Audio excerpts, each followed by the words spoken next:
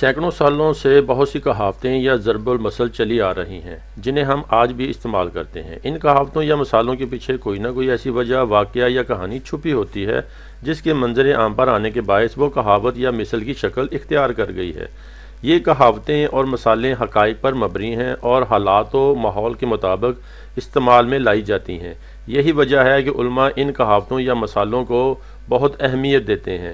یوں تو یہ سینکڑوں کی تعداد میں ہیں، مگر چند معروف کہاوتوں کا ذکر تفصیلاً کرتے ہیں۔ ایک عام سی کہاوت کہی جاتی ہے، کوا چلا ہنس کی چال، اپنی بھی چال بھول گیا۔ یہ اس وقت کہی جاتی تھی جب کوئی شخص اپنی حیثیت سے بڑھ کر کوئی کام کرے اور اس میں نقصان اٹھائے۔ کہتے ہیں کہ ایک بار کسی دیوتا نے پرندوں کی ایک سلطنت قائم کرنے کا سوچا اور منادی کرا دی کہ فلاں روز سب پرندے حاضر ہوں، جو ان سب میں حسین ہوگا اس کو بادشاہ بنایا جائے گا۔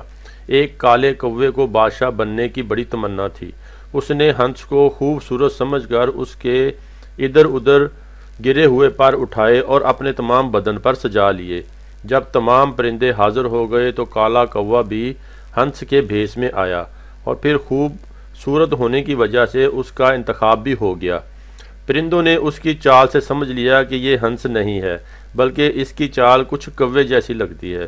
چنانچہ انہوں نے فوراً اس کی سارے پر نوچ لیے، جس کے باعث وہ اپنی اصل شکل میں سامنے آ گیا۔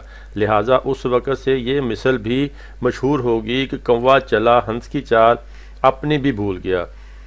یہ مثل بہت مشہور ہے اور اکثر بولی جاتی ہے۔